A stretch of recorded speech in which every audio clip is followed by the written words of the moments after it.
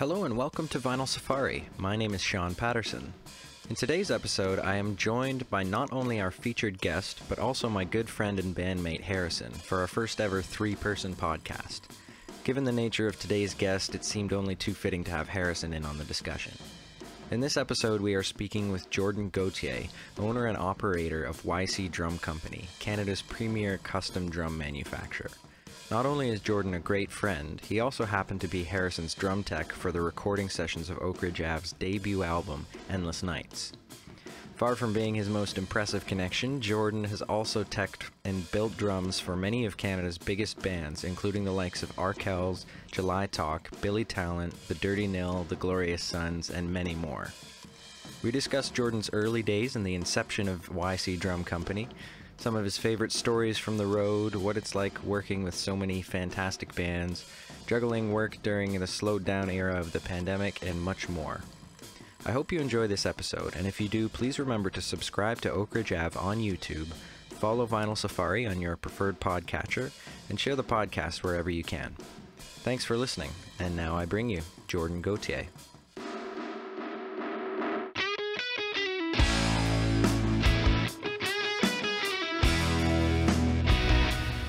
All right. Hey, Jordan, welcome to Vinyl Safari. Thank you guys for having me. That was like the worst time ever to take a sip of a drink. Like, hey, and you can talk right now, please? And it's like, oh, sorry, hi. All right. So actually here with Harrison today. We thought it'd be fitting because you guys are buds and he's a drummer and I am not. So this is our first podcast with three people. Okay, and you're first with drummers, plural. Yes. Ooh, you're in for a hot ride. Yeah. Two like the biggest drum nerds, like geeks around. Like I kept saying to myself, "This is not a drum podcast. This is not a drum podcast. Don't just talk about." You know what? Don't worry about it because it seems like I really enjoy doing podcasts, and especially it's always really nice when you get to do it with pals, such as yourselves. But I always find even when I do like drum-centric podcasts, I feel like I end up steering it that we don't talk about drums that much, and which is awesome. And I also hate talking about myself. And it's always like people like kind of like nailing these questions of like, so like, what's it like to work with all these big bands? And I'm like, well, actually, we all really enjoy watching baseball together. And then just segue to baseball. Yeah. Nice. So good timing that it's March Madness right now, I suppose. Yes. Yeah. I mean, it's great if you're, I'm an avid, this might say a lot about my character, but I'm an avid Jim Rome listener. And he was talking about it on the show. So he was like, usually I'm like giving pointers on how to call in sick so you can stay home and watch March Madness. But this year I'm trying to explain to people basically how to get out of their Zoom calls. So he had a whole rant about that. So it's great if you're at home, if you're isolating, it's a great time to be a sports fan. Absolutely. Totally. Baseball starting soon. The Madness. If you're a hockey fan, it's so many sports on. Despite the fact, sorry, I was just saying it's funny. Despite the fact Harrison said he doesn't want to make it a heavy drum podcast, he did bring two of your snare drums, which are just awesome. Off camera right here. We were trying to figure out how to display them. We're trying to stage, but we're already like there's only we're a little bit saturated with guitars. You got the shirt, but then what are these like guitars doing in the background? Maybe I know. Maybe I should have done the podcast from my shop and like put drums. Oh, that would have been. I mean, I guess you know what? It's Zoom, right? I could like we could both change the background. We could. Or I'm not going to do that, but do a little in post. We'll figure it out after. Yeah. We'll fix it in post. Yeah. Oh, I've had to say that many times on this podcast. It's like the most 2021 thing you can say, especially like in the sense of recording. Like, oh, dude, the drum sounds don't matter. We'll fix it in post. Yeah. And I'm sitting there in the studio being like, okay. So what am I doing here? What am I doing here? Why did I come here? You guys don't want to try out another snare drum? You just want to, okay. It's good enough? Good Samples? enough. Yeah. Oh. Samples? Oh, okay. That's my favorite thing. I've done a couple of sessions with some people that, aren't privy to having a drum tech on the session. And, some not nice people.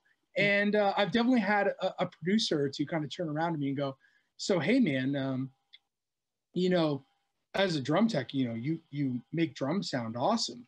And you have all this knowledge on what drums to use. So how do you feel when you listen to a recording and whoever ended up mixing the recording decided to like replace the drums with samples or, you know, augment it with samples? And I kind of just sit there, I go, well, the band's happy, I did my job, you know, that's beyond my control, you know? So, I mean, the fix it and post thing. Yeah.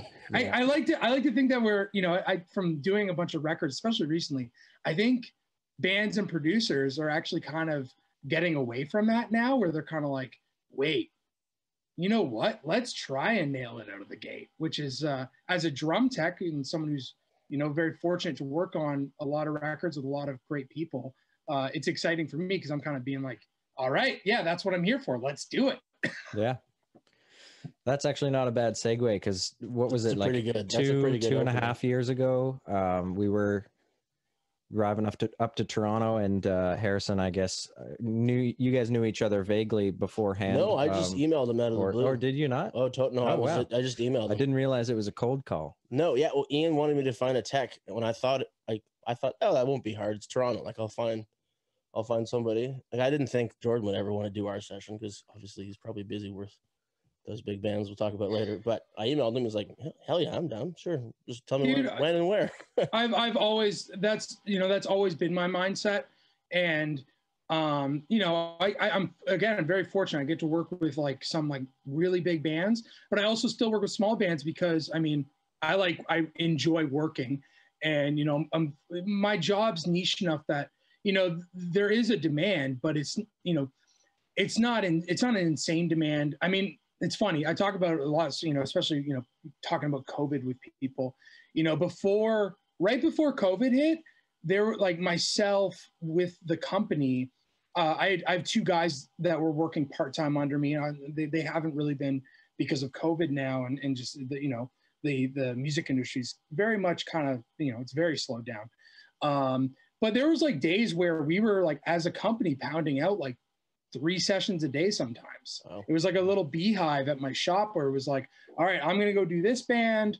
Paul is the guy that works under me, Paul Ramirez. He actually plays drums in the Flatliners. Oh, so nice. So Paul would go do a session, and then this cat, Matt Woodcroft, who's like my right-hand guy in the shop, he started going to do sessions. So it was like this crazy, it was like absolute craziness, which was awesome. And then of course, like COVID hit and just completely, I was actually, when COVID first broke out, I was in the studio, I was doing double time between the Dirty Nil and Billy Talent. So I was like driving between studios, literally like the day where they were like, we're shutting it down. And of course, both bands were like, we're working on records right now. Yeah. You know, or no, sorry, not necessarily records, but, you know, we're doing sessions. You know, we don't like, oh my gosh, what's happening? And you know, it was a big confusion, right? Because no one had really known about what was gonna happen with this virus. And obviously we're a year into it now, and wow. Yeah. Yeah. So with those sessions with the Nil, would that have been sessions leading up to recording Fuck Art? Yeah. So that was the Fuck Art sessions, and nice. Then the Billy Talent stuff was I think they have like four songs out now, kind of like singles, sporadically. So that was what those ended up being. I mean, here's the thing.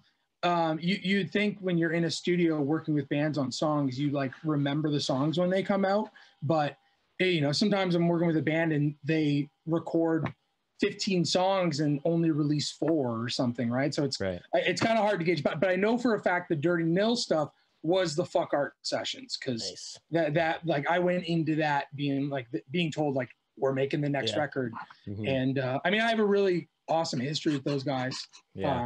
Kyle, their drummer, is like one of my best pals on this planet, and then I actually tour managed and guitar and drum tech for them last fall and like the summer before that. So I've spent a lot of time with those cats, and they're like brothers to me, and it's a lot of fun.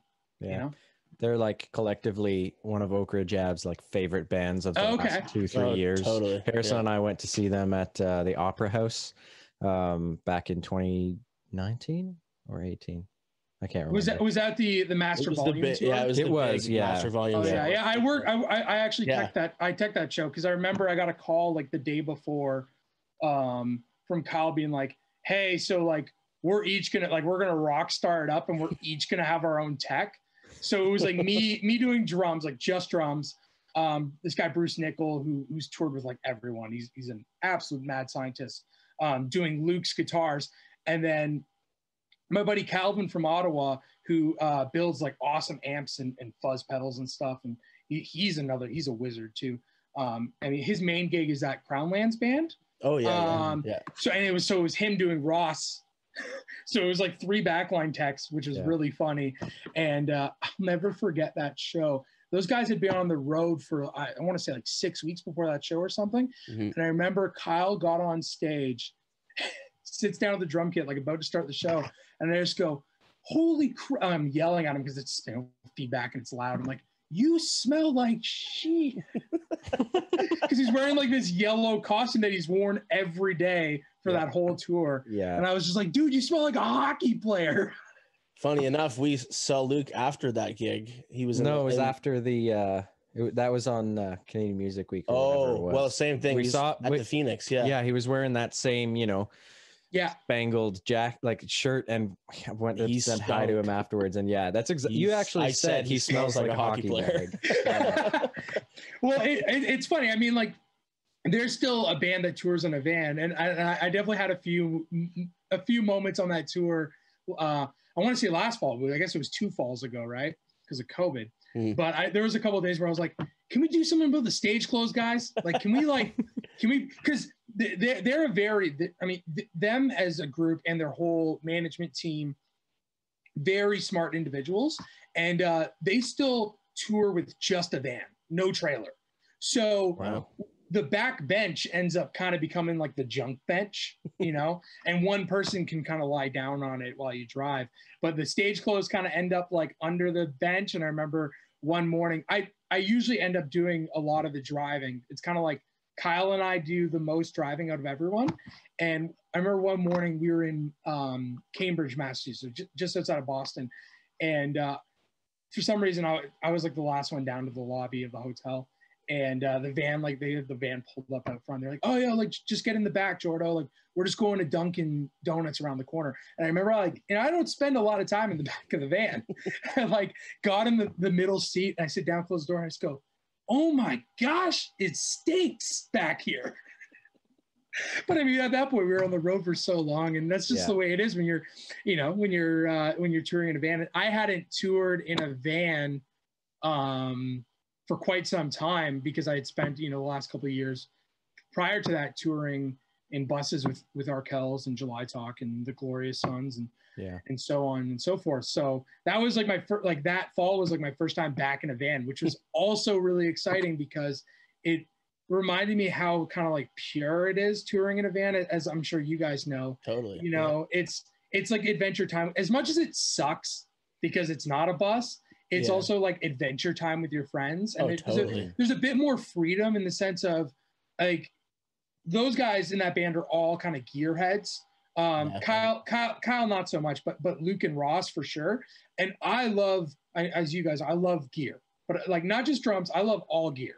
Oh yeah. So I would have it where like, we're like touring the Midwest with White Reaper and we didn't have to load it until like 5 p.m. So I was like, okay, hey guys, like, I'm going to get us into whatever city we're playing tonight at like 2 p.m. And I would literally have like 4 or 5 guitar shops lined up and we would just go hit them all. And if there was like 3 guitar centers, we would go. And it was literally like, the pack of us going into the guitar center, going straight to the used section, scouring it out the door, but you can't do that in the bus. So I was really stoked, like being in like Portland, Oregon, and like getting to go to like Revival Drum Shop, which is like this awesome like boutique vintage drum shop. And I bought like 4 snare drums there, like I was all excited.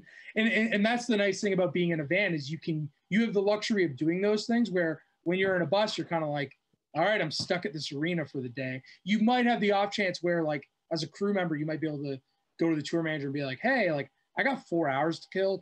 Is the runner busy? Because if the runner's not busy, there's like a drum shot 30 minutes from here. Can I go? You know, sort of thing. So yeah, I mean, I had an absolute blast with those guys, and they're just the best dudes. And I mean, I remember hearing Kyle came by my apartment, I guess last summer or maybe last fall, and showed me the record. And I looked at it and I said, this record's exactly what your fans want. You're just propelling yourself, and you're not reinventing the wheel. It's just a new, better version of what your band is. Absolutely. And you know, a band like that, that's such a driving force. The songs are killer. They're all talented. Sorry, this is becoming a Dirty Nil wank off. Dirty Nil podcast. Dirty Nil podcast. Yeah. We're all worried about drums. No, but the thing about it is, you know, I said to Kyle, I said, this is what your fans want. You're not trying to alienate your fans with some like reinventing yourselves. You know what they want. They just want a new, you know, they want the new tunes, the better tunes, and you just keep moving forward. And that's, I find there's a lot of bands, and you know, look, I'm not here to critique anyone's art, but I found the way they did this new record, for whatever my opinion's worth, they did it right. They basically said, our last record was successful, people loved it, let's just keep the motor going. And that was the thing, like being on tour with them in the fall, like I was at the sessions when they were first demoing these songs, like in Seattle. It was the best, you know, and getting to see those songs kind of like, you know, as they build. That band works hard, man. They work really hard. So, you know, well, it shows. They deserve all the credit that they. Oh, we're good now. You guys there? It's all right. Happens now and again. Okay, I got it. I think I glitched. Did you glitch? I glitched. I don't know. Yeah, that was a great album though. Came out on New Year's Day as well. Day. I remember. Yeah. I think you texted me and you're like, the best album of 2021 has already come out. Yeah. 1201. I was blasting Elvis 77 that wherever outdoor party I was at. Like, I was like, right as soon as I heard it, I was like, yep, this is it. This is gonna be good. Yeah. This is gonna be good. They did it, man. They did it. You know. Yeah. Wicked. Have that beer. Yes, I can do. What do you got? What suds are you guys drinking? This is Upper Canada Lager. Upper Canada Lager. Cheap as all Real hell. cheap. See, it would have been way funnier if you guys had done this podcast with screwdrivers. We talked about that this afternoon. Yeah. We really what missed was that Arkell's Kingston show where I came into the bar and was like, hey, you want a screwdriver, right? I'm like, what? Who are you? Who are you? And then it all came back to me, and I was like, oh, that's funny. Jordan walked in the front door, and Alex was working in the bar, saw him walk in, made a screwdriver, came around the bar and said, oh, there you go, screwdriver. And you're like, what the hell? Oh, sure, sweet, thanks, man. And then, that was so much fun. And the best, I mean, again, I'm really fortunate. The Arkell's camp, whenever like they play Ottawa show or anything close to Ottawa, I usually have a bunch of friends that want to come out, and that night was that after party was the best, because I walked into this bar, this guy that I'm like, that I don't know, and then it like clicked. I'm like, oh, it's Alex. Hands me a screwdriver, and then like all my pals from Ottawa are there, plus all my Kingston pals, like you know, you guys and Jesse Garden was there. It was the best. Yeah, that was a great party. I talked to Tim Oxford for like an hour and a half upstairs. I don't know if he appreciated it as much as I did. I was like, you know, I was kind of pretty drunk, but I had a great chat with Tim for like an hour and a half. That was awesome. Yeah, he's you know what? I guarantee you he thoroughly enjoyed it. He's that kind of guy. It was probably 2 hours of me just telling him how awesome he is and how much I love him. So like, yeah, but he's, you know, I've known Tim for years. He's like an older brother to me, and he's like the last guy to give himself any credit. So, you know, him hearing that, I guarantee him meant the world to him. So even if it was some drunk guy at the bar that he probably texted me about that. Did he text me? Sometimes he'll text me and be like, this guy at the bar was just like being the nicest dude to me. And like, I don't get it. And I'm like, dude, you play in a great band and you're a killer drummer. Like, move on. Yeah. It's been 10 years, bud. Come on. Yeah. But no, I mean, that whole band are just like the most sincere, nicest, like, not rock star dudes ever. So yeah, I mean, keep giving the compliments, Harrison. Okay, I'm easy done. We actually ended up running into Max as well at the same show that we met Luke briefly at.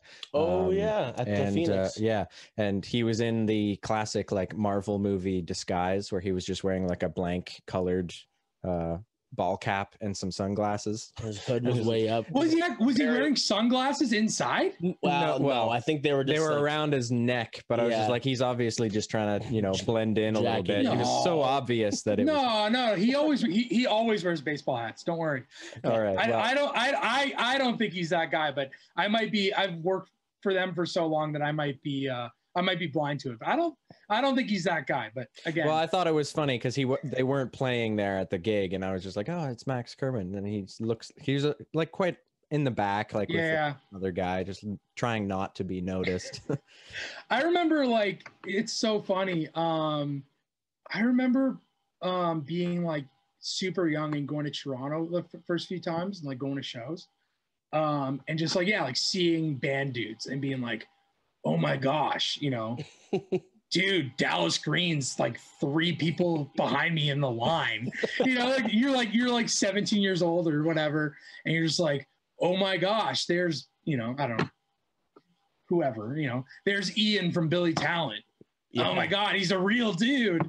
But that's that's the funny thing about it, right? It's especially when you're young, and you're not from Toronto. When you go to start like hanging out in Toronto.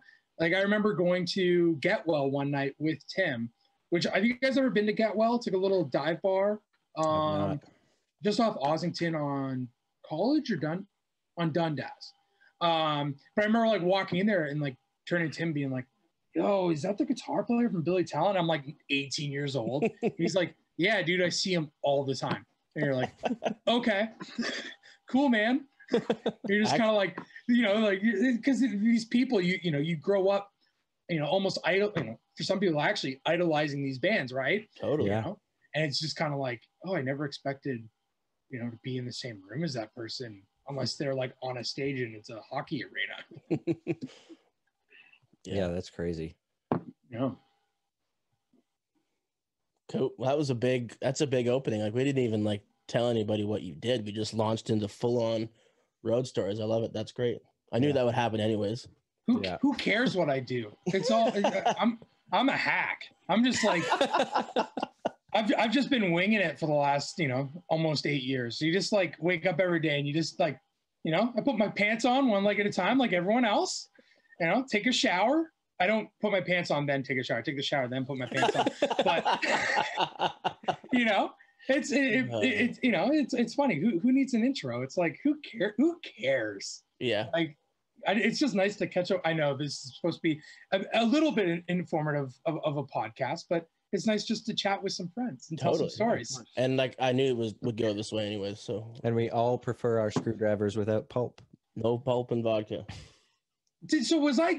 Did I say that at the studio? Yes. Did you wait, Harrison? Did you have a jug of orange juice? So you showed up and Sean and Alex first day went to that. No, but I think it's worth telling people that we didn't know each other. Oh no, not at all. George, just showed up to the studio, like just got there. Yeah, and this is like, day one. He was sitting behind the kit, and I'm just like sort of sitting there watching him, and it's just like that like not awkward, but like a little awkward silence, and Jordan's just hitting drums, and I'm just like, what am I doing with my hands? We showed up with a box of wine and a big bottle of vodka. Tito's. Yeah. And so Sean goes to the grocery store with Alex, comes back with a giant jug of vodka or orange juice. Sorry. And Sean goes, yeah, well, here's for your screwdrivers. And I was like, why the hell did you get the orange juice with the pulp in it? And Sean's like, well, I don't know. I wasn't thinking. And then Jordan just looks up quietly like, nobody wants pulp in their vodka, and then looks back down and keeps tuning the drums. That's so classic. I probably mentioned that every day in the whole week we were in there. Yeah. Oh, what's with cats from Kingston being really into drinking? Can you tell me something about that? Yeah. So Kingston also is also known as Drinkston. I've never heard that. Yeah, Drinkston. Okay, it all makes, because I always tell people I toured with the band from Kingston for a couple of years. I grew up in Ottawa, And my parents didn't have a lot. I didn't kind of normal, like, kind of middle class family, and like a weekend away for my parents was like taking us to Kingston and getting a room at the Holiday Inn near the water there, Nice. and like letting my sister and I like play in the pool and stuff, and That's go to pretty cool. go to the. I remember my dad, the Reebok outlet. That was like the biggest thing. And it's fun. Actually, it's funny just to go. And we were talking about Syracuse and basketball. As we got older, Kingston moved to Syracuse, so the weekend vacation became Syracuse. First became Watertown, and then we went a little south to Syracuse. Yeah, naturally, right? Yeah. But yeah, like, so I've spent a lot of time in Kingston, and I always tell people, like, something in the water in Kingston, Ontario, because everyone I know from Kingston like can party. Yeah, I think it's got something to do with there being like 3 university and colleges in town, with Queen's, St. Lawrence, and RMC. I think that plays a big factor in it. There's also an insane amount of restaurants and bars in Kingston, like something like that. Kingston had, I don't know if they still do, but had like the highest amount of pubs and restaurants per capita out of like any city in Canada or something like that. It's great. And there's really just nothing else to do. Yeah. When you're not and I guess gigs, at the pubs and restaurants drinking. Well, and you guys kind of have that thing. It's just like Ottawa, where like the winters, compared to, like, I live in Kitchener now, and I've been here for 5 years. And Emily, my partner, also from Ottawa, born and raised, and she actually spent 4 years in Sudbury going to school, which a Sudbury winter is, I never want to experience that again. But I was talking to her the other day, but I'm like, this winter wasn't that bad. I'm like, maybe 2 days were like minus 20 with the wind chill. Like, it really wasn't. We had a lot of snow compared to usual, but with like Kingston and Ottawa, not only do you usually get a lot of snow, but it's also like damn freezing. So I was like, maybe that's why people drink so much there. Like, the winters are long and horrible. I never thought about that. Yeah. But then also a really beautiful city. I imagine like today, the patios in Kingston will probably it was jammed. We went insane. Did you go? We had a few breakfast beers this morning. Yeah, of course. Why not? Yeah, everywhere. As soon as it happens every year, the first like warm day, the patios and the bars are just filled. Yeah. See, I'm like my father. I can't stand lineups, and I also don't like crowds. So like today I went to the shop, and where I live in Kitchener, my shop's on the other side of Waterloo, kind of at the city limit. And I avoided driving through uptown Waterloo like the plague. So I was like, it's probably just in, university college town like Kingston. Yeah. I'm like, I bet you anything, it's absolutely insane. My fiance lives in Waterloo as well, and we go really walk around uptown Waterloo. Dude, most of the time when I'm there. Hit me up next time you're out here. Come on. All right. Well, I mean, technically she lives in Kingston. She's in Waterloo right now for school that she's finishing up. But yeah. No, that's awesome. You're gonna wish you hadn't said that. Hey, I know. Oh my gosh, it's so funny because like I've really been hunkered down, with COVID, and I see, the thing about me is I'm not really, I don't like drink, but when I do drink, I drink. You know what I'm saying? Yes. Like I pick like once every couple of months, I'll pick my night, and being from out, I usually like to go home and hang out with my my childhood friends and do the we have a few bars that we go to. It's the best time ever, and I've been like really hunkered down here just because I don't want to like spread the virus to anyone, but more specifically, I don't want to spread the virus to my parents who are a bit more at risk. But yeah, I definitely like saw some. I was texting some of my. I'm in a group chat with like some of my best friends, and it was just like they were like, "Oh, dude," and like taking photos on the patio, and like this is the best. And I'm like, I wish, but not yet. Soon, not yet. Soon. Soon. It's happening. Soon. The one thing that is really exciting for us is that the prospect of even some outdoor gigs. It seems like most people tend to be a little bit more comfortable with that, and it seems to be more like easier to actually swing that with public health regulations. So we're looking forward to maybe doing some outdoor gigs in the summer. Hopefully. Did you guys do any last summer? No, I don't think so. No, I don't think we did. I think you didn't do a drive-in. Come on. No, we didn't do it. No, they tried. There's an old drive-in in Kingston that they tried to get going, but someone bought it who doesn't live in town, and it just never. Dude, that's why you got to go up to Port Elmsley and hit that drive. There you go. Okay. Huh? Yeah, now we're talking. Now we're talking. You go up to Port Elmsley. There's no rule. There's no rules in Port Elmsley. Come on. So yeah, we're so far we're basically just riding on the old live stream, which is okay for what it is. You know, we've been fortunate enough that there are a few places doing some really quite high quality streams, which is, you know, a godsend for bands at the moment. Have you done any work on live streams and stuff? I'm trying to. I did a drive-in show with the Bluestones last summer. There's only a guitar player and a drummer, so guitar and drum teching for that band. And those guys, they just put out a new single on Friday, and it rips. Yeah, that band, recorded at north of Princess. Yeah, those guys rule. Justin actually lives in Kingston, but Tarek doesn't. Tarek, I think, still lives in Tecumseh. But I did a gig with them, and then the big one was the July Talk Drive-In. Which was like 3 days of rehearsals, 1 or 2, I can't remember, like production days at the site, and then the 2 shows. Which went like, they filmed that one. That one went like you could buy tickets. Oh yeah, I remember that one. Yeah. But I haven't worked any other have I? No, I haven't. So yeah, no other live streams.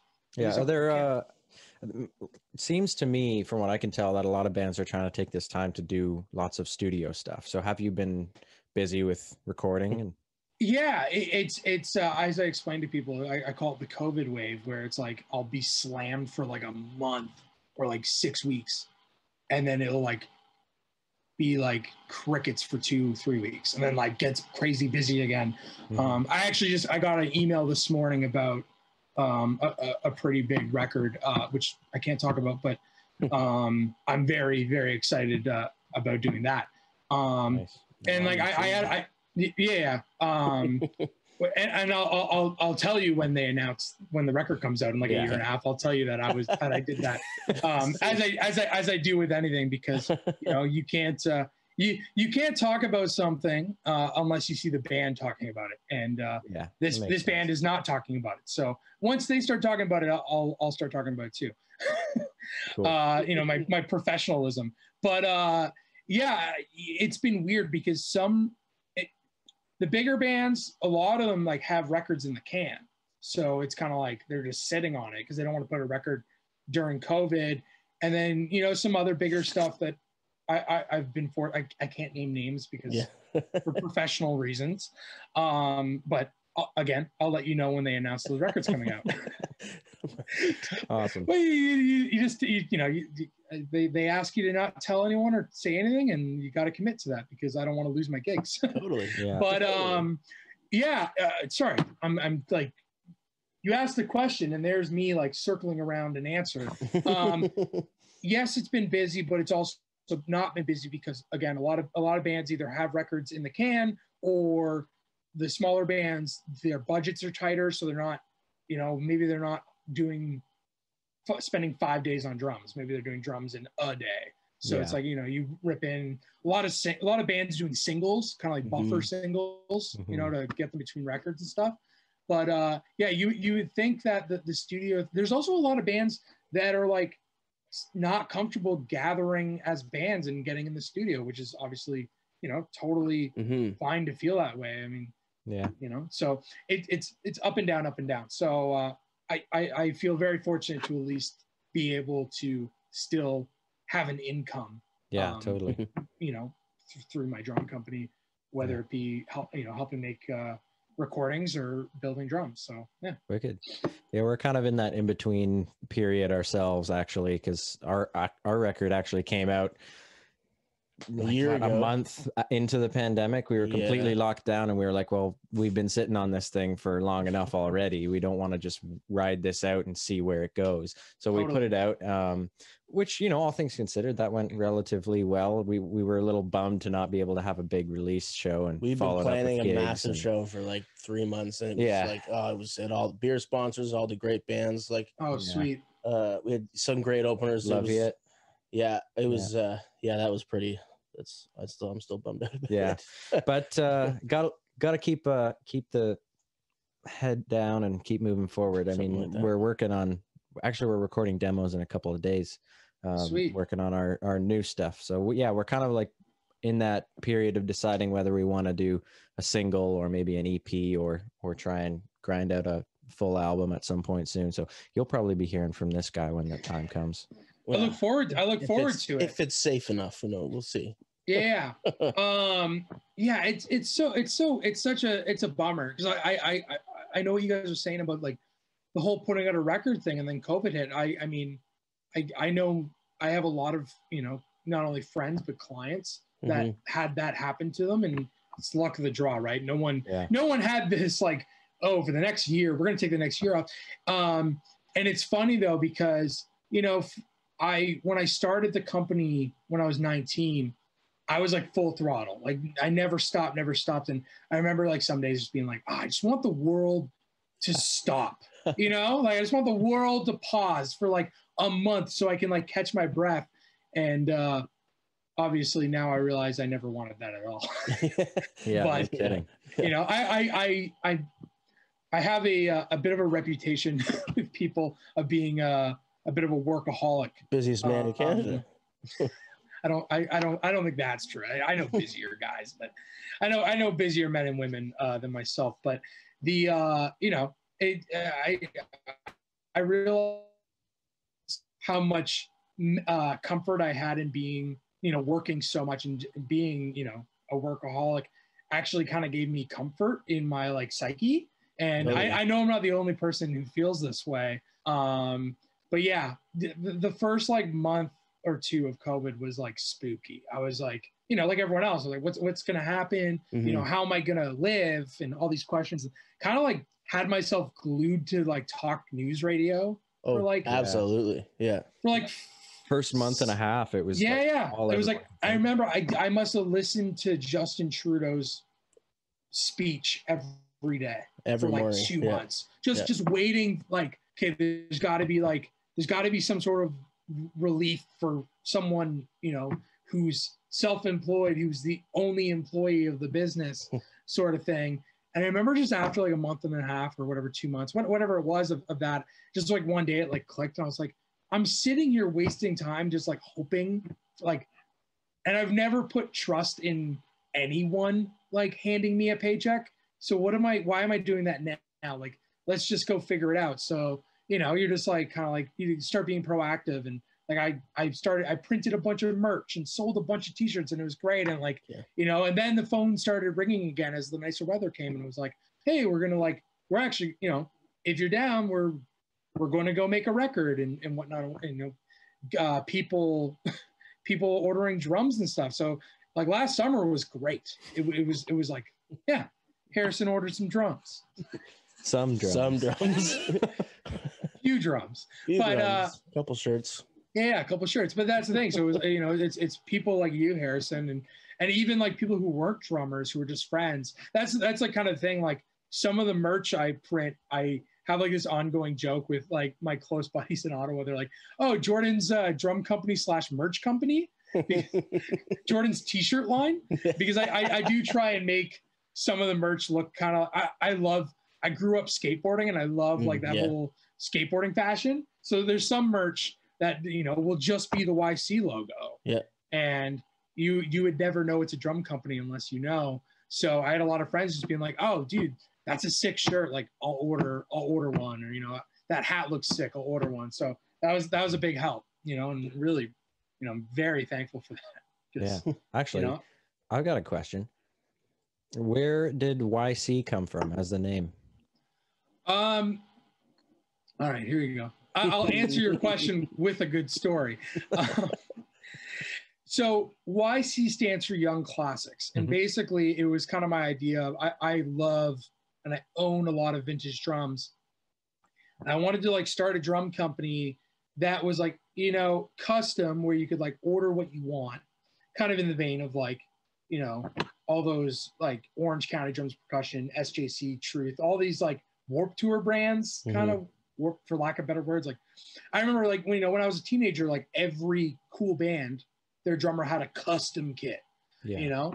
And so it was like, that was like one idea. Then like the second idea was like, kind of realized there was like no one in Canada kind of like being like the caddy to drummers, like kind of being like, you can call one person and get everything you need drum related, whether that be a custom snare drum or kit, or like you just need tuning advice kind of thing and whatnot.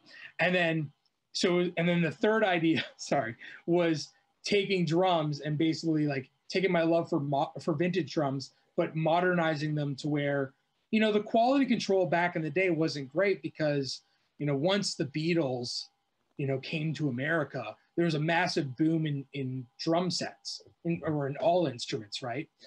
And it was kind of like this idea of like, okay, vintage drums have the sound. Let's take all my knowledge of drums that I've accumulated over the years and make like a vintage inspired drum, but modernized.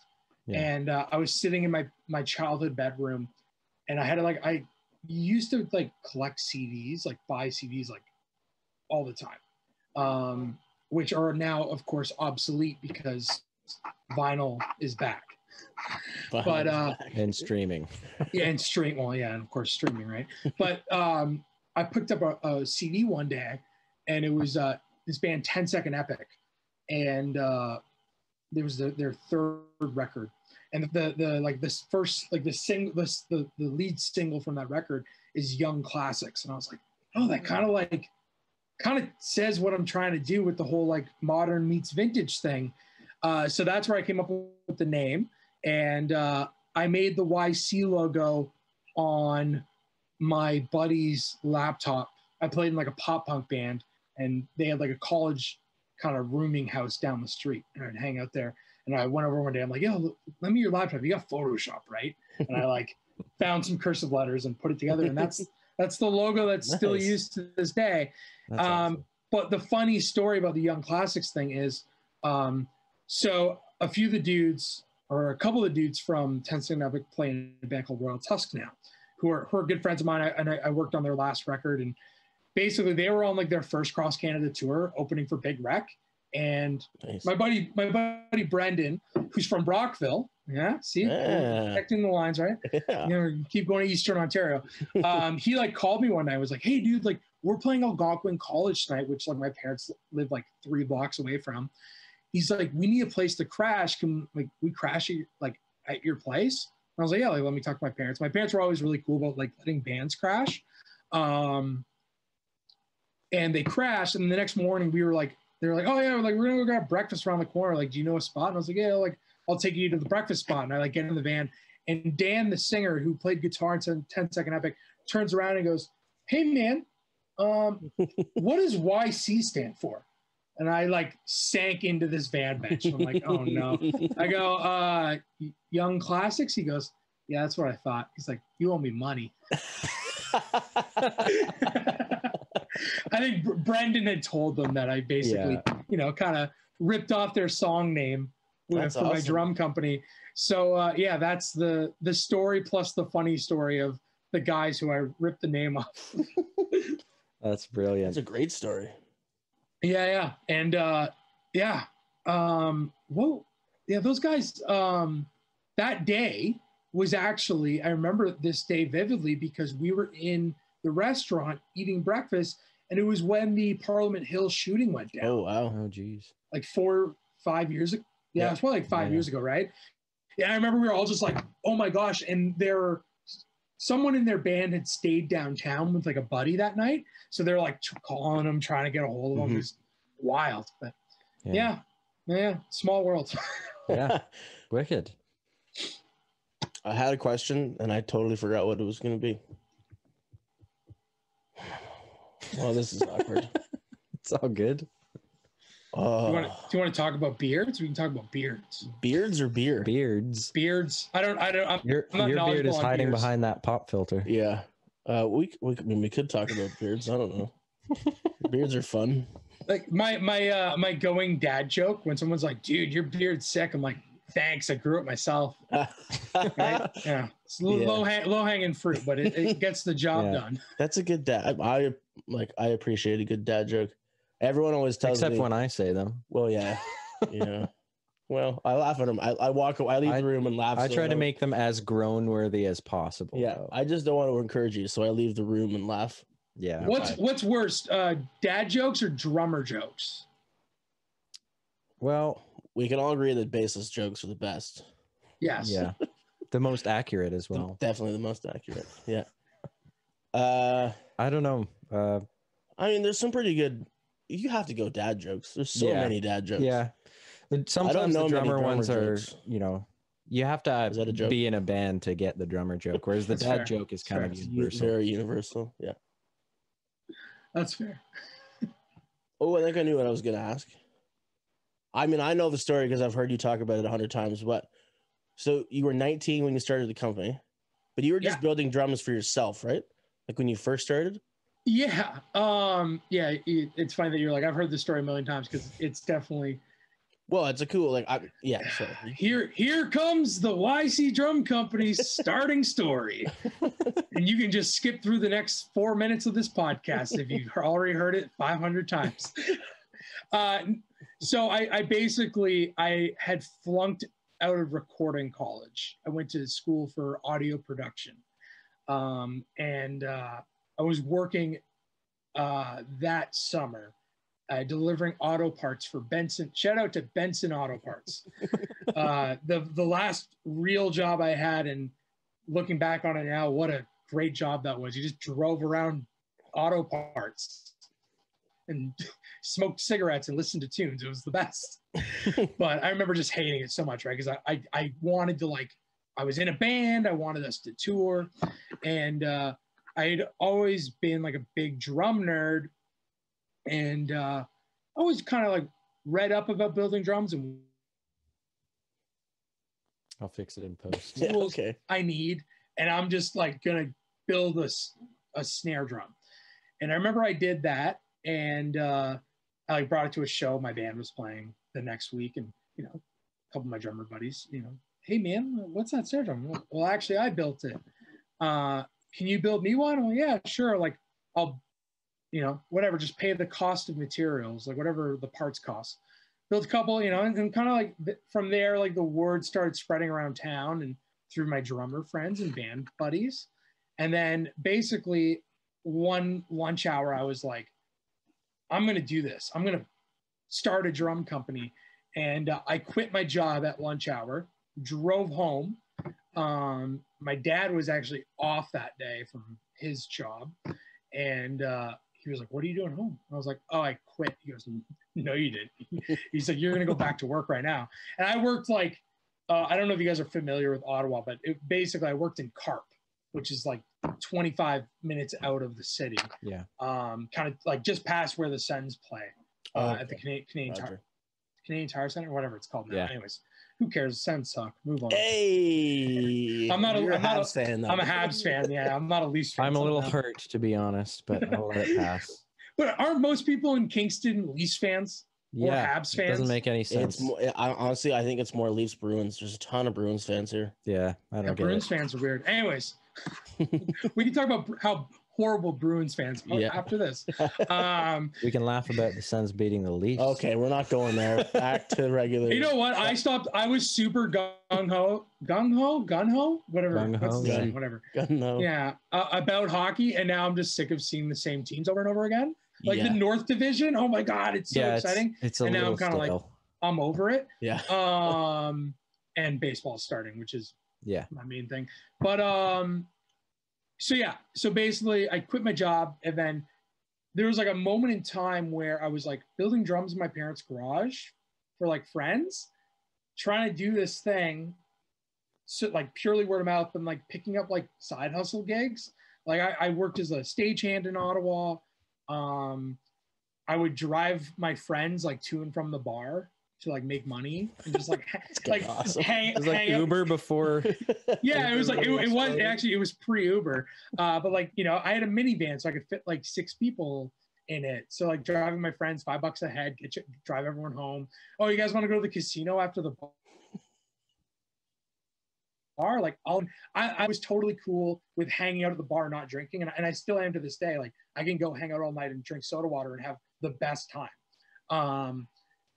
So doing all these side hustles, and then basically I got a call one afternoon from my buddy, and he was like, "Hey man, like my security company is doing Arkell's Ottawa Youth Frosh Week show tonight, and we need a guy to like open and close the fence when they catch the crowd surfers."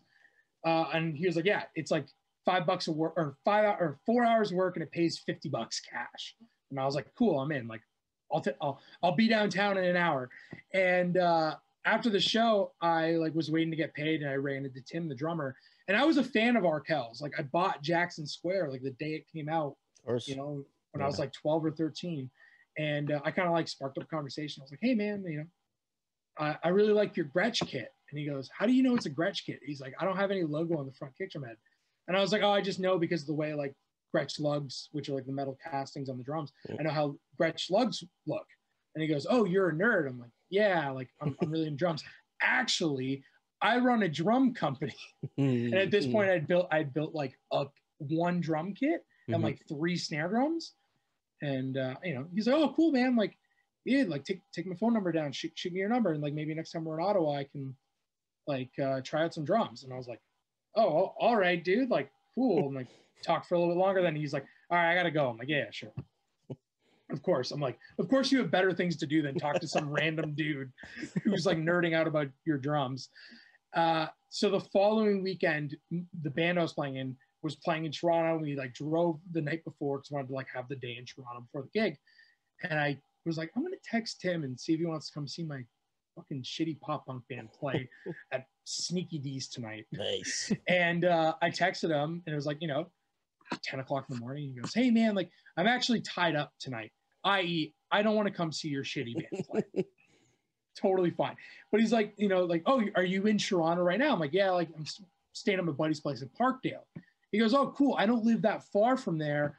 Do you want to go get brunch?" And it was like, hold on, stop the press. Like, what's happening here? And like, like I'm like a morning person. So like the rest of my band members were like hearing me like, kind of like restless leg syndrome on the couch, just being like, "Oh my gosh." Like, and lo and behold, like 30 minutes later, I get a text, "Hey dude, I'm out front of your buddy's place." And I walk out and I get in his car and we go for breakfast. And adding to the seeing people in Toronto list that we got going, we're in the diner, and then of course like these 2 dudes like are sitting in a diner or in the like in their own booth, and they're like, "Oh Tim, what's up, man?" Like, give him a hug and say what's up, and he's like, "Oh, this is this person." I forget their names. And like him and I both sit down. And I go, "Don't those guys play in Attack in Black?" Oh, nice. Like, yeah. He's like, "They play in Attack in Black." I go, "Oh my gosh." He goes, "Yeah, dude." He's like, "I see them all the time." I'm like, yeah, I know how it is, Toronto. I get it. But lo and behold, we have breakfast, and then basically a couple weeks later, I hit him up again, and I was like at home one night on like a Friday night, and I was like, "I wonder like if Arkell's have any gigs coming up." And it said, I went on their Facebook page, "Bands in Town." I don't even know if people still use that app, but it was like, Arkell's University of Guelph tomorrow night. And I was like, I wonder if like my buddy Matt, who has the only YC kit in existence, I wonder if I could call Matt, get his YC kit, drive to Toronto, pick Tim up for the gig, drive him to the gig, and like drum tech for him. And maybe he'll like play my drums and let me drum tech. And I texted him and he was like, "Oh, like, dude, you don't have to do this. Like, this sounds wild." I was like, no, like, I want to do it. Like, I'm leaving Ottawa now. I'm driving to Toronto right now. And he was like, "All right, man, like, if you really want to." And yeah, the next day or next night, I drum teched for him, and I drove back to Ottawa right after the gig. And he was like, I dropped him off at his place in Toronto, and he was like, dude, like, I'm worried about you. Are you okay? And I'm like, all jacked up on coffee with like a cigarette in my mouth. Like, oh yeah, dude, I'm good. Like, I got to be home. My girlfriend's coming home for the weekend from school or something. I don't know, whatever it was. And, you know, like a week later, he texted me. He's like, hey, dude, like, I'll play your drums. Like, I'll be your guy. Like, you know, you seem very optimistic, and, you know, I can see how passionate and driven you are. So if you want to build me a kit, like, I'm in. And that was like, yeah, my first artist. And we drove, me and my best friend Brandon, who I was building drums in his condo's living room at the time. We drove through a snowstorm, got detoured in Napanee off of the 401, and we still made it in time for sound check to deliver his new drum kit, which was Adelaide Hall. The show sold out in like 2 minutes, and it was basically a warm-up show trying out all the new songs on High Noon. So it was like right before High Noon came out. Yeah. And I remember like Sean was like, yo, Tim, like, you need me a drum tech, dude? And he was like, no, dude, like, you don't have to, man. He's like, take the night off, like, enjoy yourself. Like, this is cool, man. Like, your drums are on stage, like, sit back, have a couple of drinks, enjoy the show. I was like, okay. And I remember, like, I was kind of standing to the side of the stage, and 3 songs in, his kick drum pedal exploded, and he didn't have a backup. And I remember he looks at me like with this like went red, just like, oh no. So I like jumped over the barricade. He's yelling at the security guard like, he's good. And I'm like trying to like hit the kick drum on note. Oh my Which God. Like he's like using his foot and like kicking at me like, stop, don't worry about it, just stop. And I remember like the song ended and he's looking at me and he's like, what's wrong? And like the pedal had snapped, and you know, I didn't have any tools with me or anything. And I remember I just like jumped, ran across stage. You gotta remember, like, no one in the Arkell, none of the Arkell other guys in Arkell's knew what it was. It's just this random fucking fan in their eyes, right? And I run over to like, I remember like what the opening drummer looked like. I go, hey dude, like, I need your kick pedal right now. Where is it? And he's like, oh, it's packed up. I'm like, give it to me. And he like hands me the case. I rip it out. I jump on the stage. And they obviously, you know, they ended the show and everything was okay. And funny enough, that drummer, this guy Kyle, he ended up calling me like a week later and ordered a kit. Nice. You know, and that's basically how it was for like the first, you know, 3 or 4 years of the company. It was just like dudes being like, hey, I was hanging out with Danny from July Talk, and he said your drums rule and you rule, and that I should order a kit or like, you know, whatever. And it was basically that, like, and like cold calling drummers, like being like, okay, like Winter Sleep, what's the name of their drummer? Like on Wikipedia, and just being like, Lowell Campbell. I'm like, okay, found him on Facebook, gonna message him. Hey man, my name's Jordan. I run a drum company that you've never heard of, but Tim, the drummer from Arkell's, and Danny, the drummer from July Talk, they play my drums, and they said you're buds. You want to try a drum kit?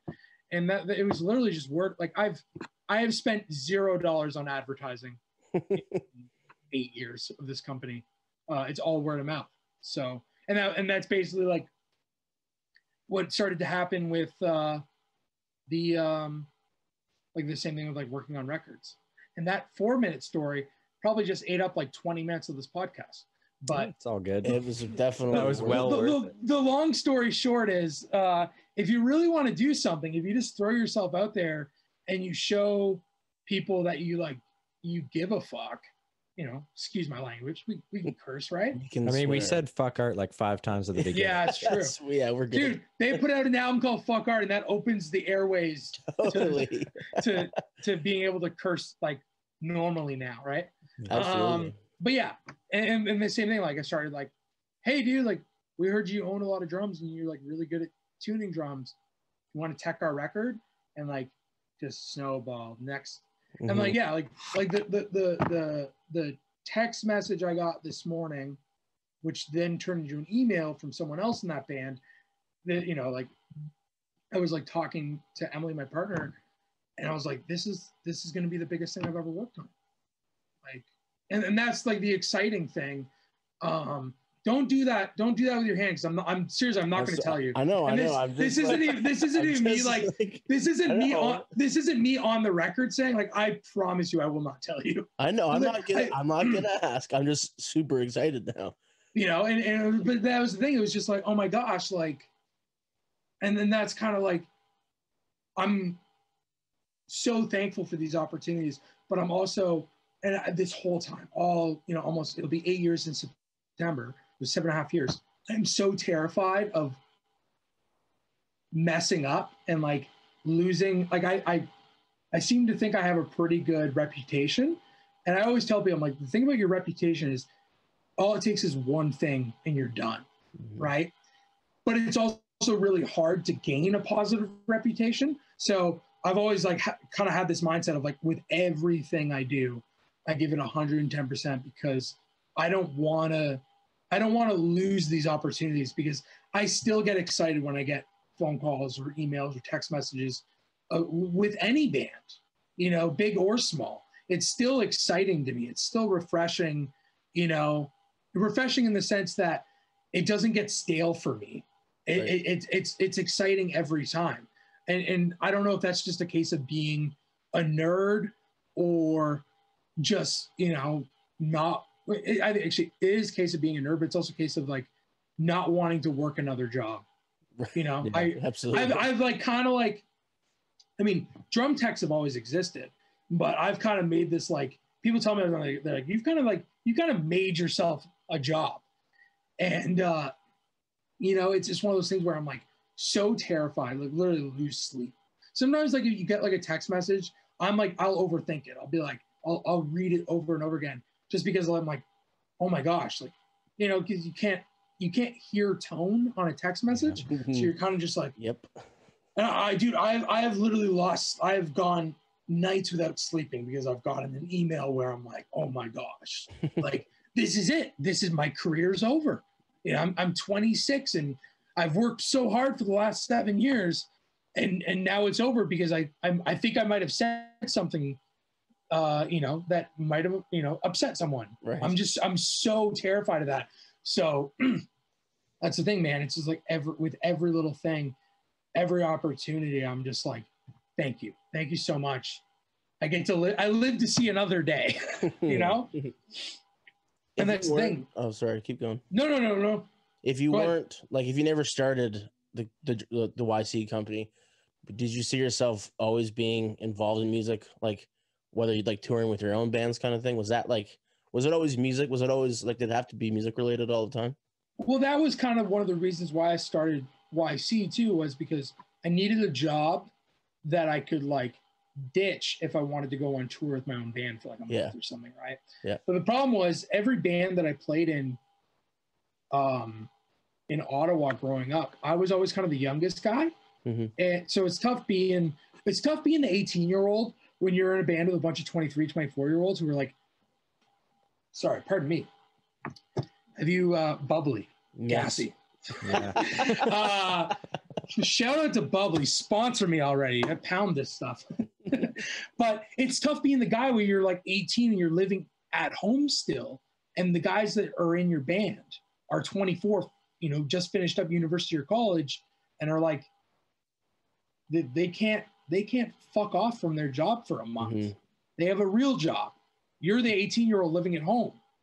So it was always that tough thing where I was like trying to always find people in Ottawa to like make a band that everyone was on the same page, where it was like, we're all in, we're going for it. So that was another reason why I started YC. So I think if I wasn't doing YC, I think eventually I would have came to doing something in music. I'm not, you know, look, I can play drums. I can play 2 and 4 just fine. But you know, I every band I was in, the playing aspect was like my least favorite. I loved booking the shows. You know, I loved driving. I loved printing merch and working on merch designs and all that. So that was the thing. It was just like, I always loved the business side of it. So I think I would have eventually fell into the business side. I always tell people, these are two things I always tell people. I'm like, if all else fails, I'm going to either be a truck driver or my other thing I always tell people, I'm like, this is all, like everything I'm doing right now is literally just a resume builder for my dream job of being the equipment manager for the Toronto Blue Jays. So, oh yeah, that would be an unreal job. Yeah, that or like bullpen catcher, but yeah, but then you got to catch like 100 mile per hour. Yeah, yeah. You have to have a good insurance policy for that one. Yeah. Oh, dude, I'll take water boy. I don't care. Whatever like gets me like whatever Bad gets. boy. Yeah. Well, yeah. Whatever gets me in the clubhouse and like gets me like hanging out. Yeah. I'm in. So awesome. That's awesome. But yeah. No. I've been doing this for 7.5 years. It hasn't got stale yet. I'm enjoying it every second of it. Obviously there's good days and bad days, but zero ambition. I always tell people that I'm kind of like, once I get sick of this, I'll do something else maybe. But like, I mean, it's been almost 8 years and I'm still not sick of it. I still, and I think that's because I also have like this kind of rad balance. At least I think it's rad, where I can like go on tour, then like build some drums, then like work on some records. I like to switch. Obviously not with COVID. Mm-hmm. But it's a nice little balance where I get to switch things up and do different things. Yeah, absolutely. I also know that I also think that eventually that balance, I'll have to kind of like lean towards one thing because I'll be too busy. And I've definitely had moments in the past where it's been like that.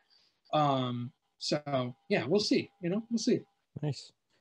So I guess, we don't want to take too much of your time. We have some rapid fire questions that I've been asking at the end of most of the podcasts. First of all, it's a Sunday night. I'm literally the only thing I have on my schedule after this is making some chicken faux. I don't eat meat. Some faux chicken Caesar salad and probably watching some garbage TV with my partner. So you can take as much time. I like hanging out with you guys. I like chatting. So yeah, we could probably mine you for band stories all night. To be honest. Yeah. You know what's funny? I have like the worst memory ever. So I it's like listening to some people like on podcasts, like dudes who like toured in like the 80s, telling all these like, so I'm in a hotel with Kiss and they throw TV. I don't know, some wild story like that. I can't think of anything like that. I don't know. Maybe I live in the moment too much. Anyways, your rapid fire questions. I apologize for. Yes. Yeah. Well, we've sort of tweaked them slightly. Usually they're more like towards like, I don't know, specific like artist questions and like songwriting and stuff like that, because we do a lot of singer songwriters and whatnot. But we've amended them. Also, by the way, just before I forget, we wanted to chat with you for a couple minutes off the record after we do our fake goodbye in like 5 minutes or whatever. So wow, way to say that after, you could have just texted me that. I know, but it's but I just want to make everybody now everyone's gonna think that I'm gonna tell you guys who texted me this morning. We just want to give everybody listening some serious FOMO. That's all. Yeah. Anyway, we're actually just going to compare March Madness brackets. Yeah. I could do that all night. Yeah. Anyway, all right. Beatles or Stones? Stones. Nice. Do I have to give a reason? Unless you want to. If you want to, yeah. I just like the Stones better. Perfect. It's funny. It's funny because am I allowed to comment? Because this is supposed to be rapid fire. No, right? no. Take whatever. Everyone's like, this fucking joker just doesn't shut up. Everybody goes long on the rapid fire questions. Well, like growing. Okay, good. Growing up, people are like, my parents always had the Stones playing, and my dad definitely played the Stones. My dad was a big Motown guy, so nice. That's like growing up. People are like, I remember my parents listening to XYZ band. Me, it's like I remember Motown. Which is probably why I got into drumming, because it's like the sickest pockets ever. Anyways, rapid fire 2. Sorry. All right. Do you have a preference for working on the road or in the shop? Studio is my number one. Oh, yeah? Let's split the difference with studio. All right. I like the studio because, and I like touring. I like building drums. The great thing about the studio is I really feel like I get to be creative in the sense of like, And people are like, what snare drum? It depends on who's, I do sessions where guys are like, hey dude, listen to this drum sound, match that drum sound. And there's like, I always talk about people, like I love working.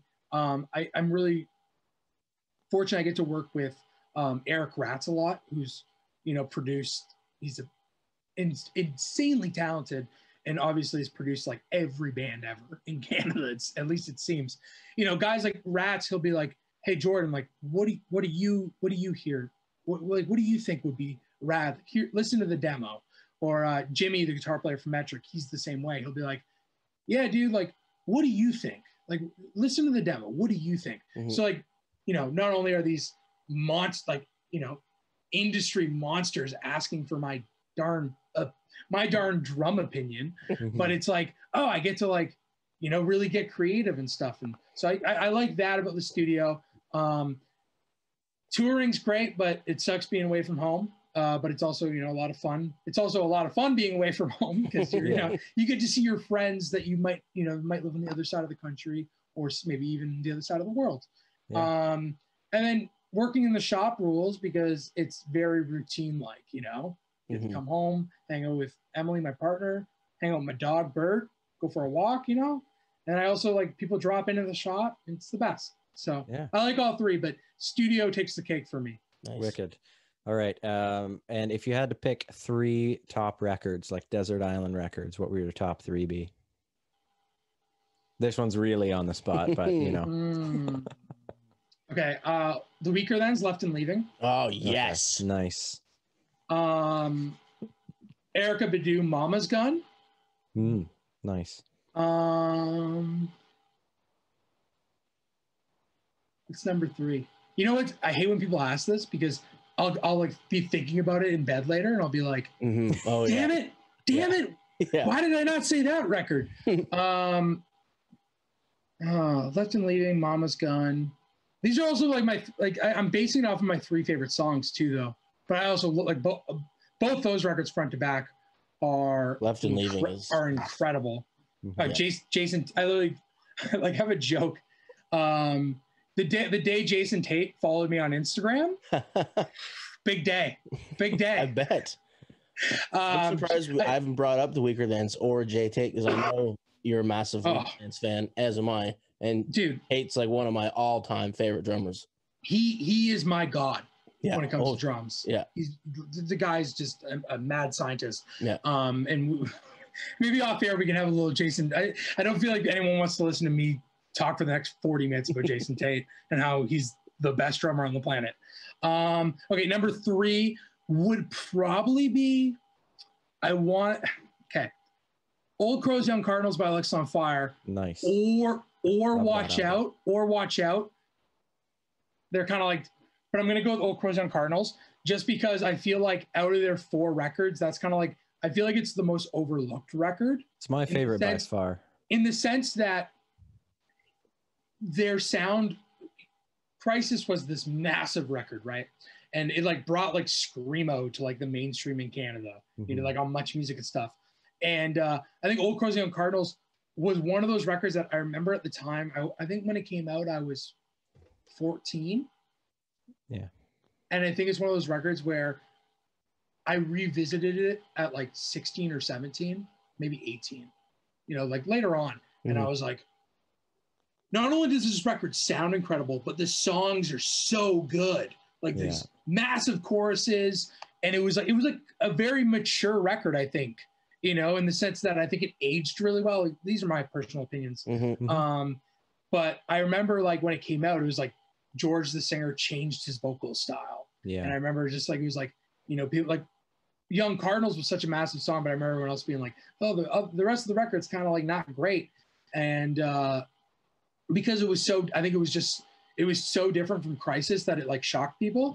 But if you were one of those people like I was when I was 14 years old, I highly suggest you revisit Old Crows, Young Cardinals, because front to back. And also, dude, I actually did a session with Wade producing this band a few years back. And I literally said to him, I was like, dude, the 2 B-sides from that record, Two Sisters and what's that other song. No, what's that other song here? I have Spotify, right? But it was like the B-sides with Two Sisters and. Is that a cover or no? Something Youth. Old Crows, Young Cardinal. Sorry. Look at this. This is the break everyone wanted. That's what everyone wanted. Me like nerding out about how Alexa on Fire is like fucking best. Yeah. Wayfarer Youth. So right. The B-sides are incredible because Two Sisters like this like fast like kind of like almost like skate punk song, and Wayfarer Youth is like this like kind of thrashy. Anyways, I remember like talking to Wade and being like, dude, like how did those two songs not make the record? Like those are incredible tunes. He's like, well, we didn't want to have 13 songs on the record or something like that. I think that's what he said. I can't remember what he said, but basically I think he said like, we had to like, all of our other records had 11 songs. So like we couldn't have 13 or something like that. I don't know. Anyways, yeah. I vividly, but I remember being like, kind of like just like geeking out and being like, dude, the B-sides, like the record, but the B-sides.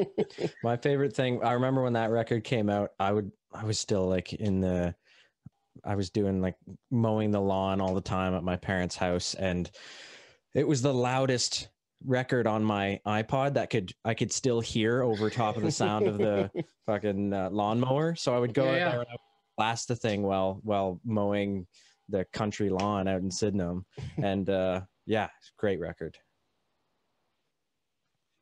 Yeah. Oh my gosh, what a phenomenal band. You know what I mean? Like, yeah. And I used to always talk about it when I was younger. I'm like, here's this band that sounds like no other band. Mm-hmm. Like the way each of them plays their instruments, like when Ratbeard plays drums, and I was fortunate enough to work with Ratbeard on some Billy Talent stuff. Right. And I remember, like, I even said to him in the studio, I'm like, dude, when you like hit like the ride bell, no one hits the ride bell where it sounds like you. Like, and that whole band is just 5 individuals, and that's what was such a fascination to me when I was younger. I'm like, here's this band. It's like 5 separate dudes, and each of them, the way they play their instruments sounds like them, and that band sounds like nothing else. And it was just this. And when I was younger, I was like, here's this band that can get on stage. It's them, some amps, cranked. Let's play a show, and that was the best, Yeah. And they really. I mean, we could do a whole podcast series on how on why Alexa on Fire is one of the most important bands in Canadian history. But anyways, yeah. All right, I got one more rapid fire, and then I'm going to toss over to Harrison in case you have any other questions. But what's one artist or band that everybody should be listening to right now? Is this where I'm supposed to plug your band? No. Please do not. A couple of my friends have done that before on the podcast, and I just don't know what to say. It's like, all right. I would say shut up. You know what? If I'm being honest, it's tough for me to like. I'm kind of the guy. I went from being the guy who was like on the up and up about new bands to being the guy that like kind of brushes off new bands, and then like 2 years later, I'm like, oh, you guys were right. That band is good. I would say, just because I know they're still like an up and coming band, but my boys, my literal dogs in the Honest Heart Collective from Thunder Bay, Ontario. That is, for years I've been saying this about this band, and I keep singing their praise. The live show is incredible. The tunes are awesome. Very, very good friends of mine that I've been fortunate enough to be friends with for quite some time. Probably since the start of the drum company, actually. Met them through some mutual friends, and I always have a hoot whenever I'm on tour and I'm up in Thunder Bay. But there's a band where I like every year goes by and I just scratch my head. I'm like, how is this band not the biggest band on the planet? Like, Ryan, their singer, is a good pal of mine that we talk. I feel like every time he's like the kind of, like the friend that like calls you, right? The guy that he only calls you. He calls you like, like once every couple of weeks, and it's a 40-minute chat. That's Ryan, their singer, and I. And I feel like every time I talk on the phone, it just ends up me doing this, just being like, I don't get it, man. I don't get it. But yeah, the Honest Heart Collective, you should definitely check out. Yeah, we played a gig with them before. They're good guys. Wicked show. Okay. Yeah. When you guys play Kingston, you guys probably what, rip the ale house, probably sell it out. Well, that room. No.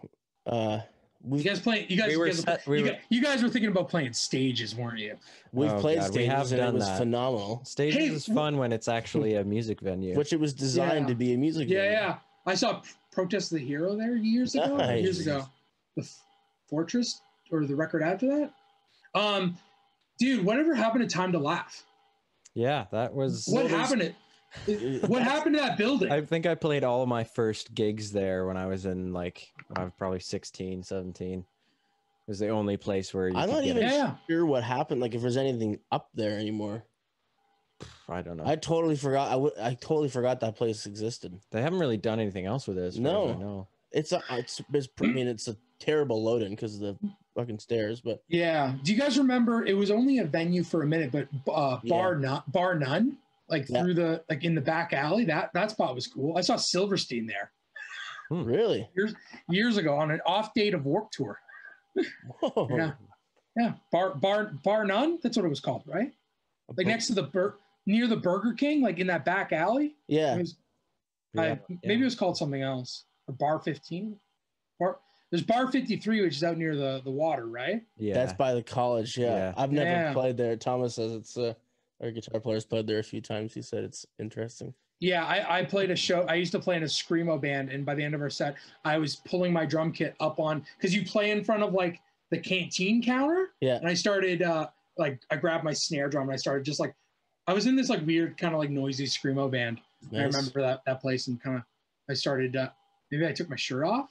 And I started banging the snare drum up on the. It was Kingston, man. I love it. Yeah. Yeah. Did I? Oh, here's a good story for you. I got to get this one in because we're going on Kingston. After the Glorious Sons played the K-Rock Center, I took the show. I went with Cassador because we were going to go to the after party, which was weird. It was at the Red Room in the East End, or the Red House way. Sorry, Red House in the West End. Yeah. And I remember we stopped at Coffee Way because of course. I don't know why, but of course you're in Kingston. You got it. I remember my buddy had some dice and he threw them on. We started playing CeeLo in the middle of the Coffee Way. Oh my gosh. And the lady's like, "You can't do that. This is illegal gambling. Get out, get out." We're we're just throwing loonies on the ground. We're just having fun. But of course, one of our friends has it was the guys in Cassador and a couple other buddies. Someone's got their phone out and everyone's laughing. Yeah. Oh my gosh. Yeah. The one time I almost didn't get my donut at Coffee Way. And shout outs to Bubba's for poutine and pizza. Oh, yeah. Yep. Bubba's has ruined a lot of my nights after Toucan shows. That is the sun comes up, every day. Every time you go get drunk downtown, you're going to get poutine, you're going to get pizza, like everyone does. The place is jammed at 2:45 in the morning. Yep. And shouts to the Toucan for their brunch. Good brunch spot. Yeah. Toucan. Totally. Yeah. That's also Kingston, man. Kingston. You're like we've been here our whole lives, dude. Can you shut up about it? Food and drinking. That's Kingston. Yeah. And rock and roll, I guess. I guess so, yeah. It of course it's a rock and roll city. Of course. Yes, it is a rock and roll city. Yeah. Wicked. You got any more questions? Yeah. Drum stuff, but I don't know, man. So we can end the formal podcast not here and specifically about gear. I'm do you have 3 favorite drummers? Maybe guys you've. Well, oh my gosh! Do you got time for me to name all 40 of them? Okay. Well, I'll fire off some. Jason Tate. Yep. Obviously. Ronnie Vinucci Jr. from the Killers. Yep. Tucker Rule, who plays with Thursday and a couple other bands. Adam Willard, Against Me, Angels and Airwaves, The Offspring, Part of the Crypt. Fucking Ratbeard was one of my favorites growing up in Alexis on Fire and now with Billy Talon as well. Tim Oxford. I'm missing some, sure. There's too many. I knew this. That's why I was maybe I shouldn't ask this question because then we'll spend another half an hour talking about how great Yeah. Steve Jordan is. Yeah, exactly. Steve Jordan's another one for sure. Yeah. It's funny. I don't know. Like, and this is the same thing. Like, when you're asking like my favorite records, I'll like text you in an hour being like, oh, I really love this drummer. Can we edit it in? We'll just have a line of credits at the end. These are the drummers he forgot to mention. Just have it roll through. Yeah, exactly. But I'll say this: I've always loved drummers who play big cymbals. Not necessarily big drums, but all the drummers I've listed play big cymbals, with the exception of Rapbeard. Rapbeard plays 18-inch crashes, which, like, come on. What? Got 18-inch crashes or hi-hats. Yeah, I used to use because of Steve Jordan, I had two 17-inch K crash cymbals that I used as hi-hats just because Steve Jordan did it. Yeah, I used 18-inch hi-hats for a minute. Yeah. Kind of worked my way up from 15s, right? And you just like keep getting bigger and bigger. Yeah. Yeah, dude. Drums. Wicked. Well, this is fun. Hell yeah, it was. Wait, this didn't kick us off. You guys have Zoom Pro. I see you. Yeah. You paid for the subscription. I get it. I get it. You're like, hey dude, we're trying to close this show. Can you shut up? We could have done like a 3-part podcast at this rate. We could have done like part 1, part 2, this is just season 1, so we'll bring you back in season 2. Season maybe. 2, we'll go after our record's done or something like that. Yeah. And your audio is way better than mine because you have microphones. So maybe I'll like try and get like an interface going here or something. Nice. I did spend, my parents, did have a college fund of, paid $13,000 for me to flunk out of audio school. So maybe I kind of know signal flow. Yeah. I tend to fix it all in post. So, fix it in post. Gonna fix it in post. That's full circle right there. That's the name of the episode. Fix it in post. Fix it in post. All right. Awesome. Well, thanks a lot, Jordan. I really appreciate you taking the time to chat with us. Oh, stop it. It was the pleasure's really all mine. It was great to hang out with you guys and chat, and hopefully we can like hang out. Hopefully the next time if we do another episode, it's in person. Oh yeah, Joe Rogan style. Yeah. And we'll go to Bubba's after. Wait, but if we do Joe Rogan style, who's Jamie? Like, we got to hire someone. We'll get my brother. My brother wants to be Jamie. He told me when I first started this, he's like, dude, if you need somebody to be Jamie, I'll be your Jamie. All right, thanks, guys. Video part, and we'll record us going to Bubba's, and we'll record us going to Coffee Way and going to all the the haunts.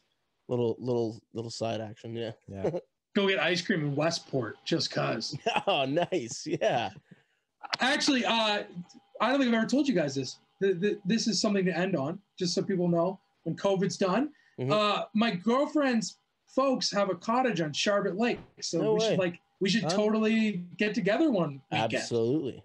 That'd be brilliant. Yeah. That's gonna happen. That's 100%. All right, we have that on record now. So that's exactly. I wanted to say it while we were on record. Perfect. Because Charlotte Lake rules. Does rule. Totally. Yeah. Awesome way to end. Cool. Thanks, George. That was a lot of fun. Thanks, bud. Thanks, guys. Appreciate it. Thank you for joining us on Vinyl Safari. If you enjoyed the podcast, please follow Vinyl Safari on whichever podcast platform you're using. And if you're watching on YouTube, subscribe to Oakridge Ave to catch the latest episodes, new music, and more. We greatly appreciate your support. You can also follow Jordan and YC Drum Company at YC Drums on Facebook, at YC Drum Company on Instagram, and online at ycdrumcompany.com. Thanks again for listening, and we'll see you on the next Vinyl Safari.